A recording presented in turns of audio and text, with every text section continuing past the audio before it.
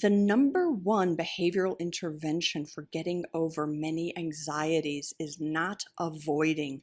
Do not avoid. So unfortunately, if you're in a car crash, one of the best things you can do is to keep driving.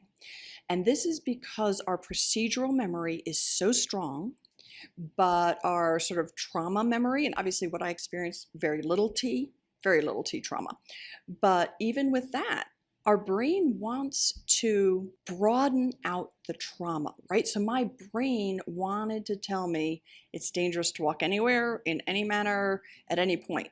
And my brain wants to forget the fact that I've lived on this earth many, many, many decades and I've never dislocated my shoulder before. So all of the procedural memory experience I have can get overridden by intense pain and intense fear. And it makes sense. It makes sense for us to pause after a car accident or a physical accident like I had, or another kind of trauma. Pause and see, what do we learn? What do we have to do to keep ourselves safe, but not to make it pervasive. So let's start with agoraphobia. If you have agoraphobia and you can't leave your house, the only way you'll truly get over that eventually is to leave your house. One of the most effective therapy techniques for agoraphobia and other phobias is exposure relapse prevention, ERP.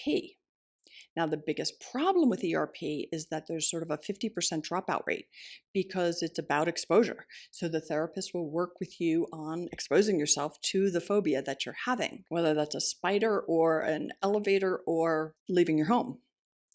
And that can be extremely anxiety provoking for people.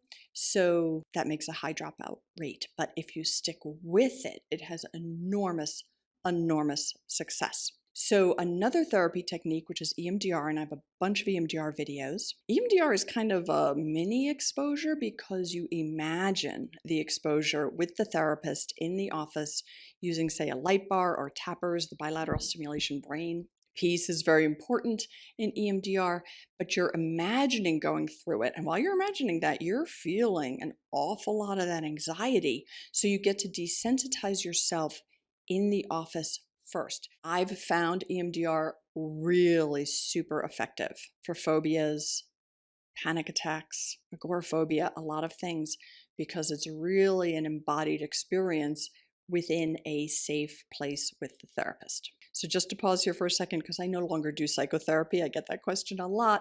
I have become an affiliate of two services because I have a worldwide audience and people are always looking for services.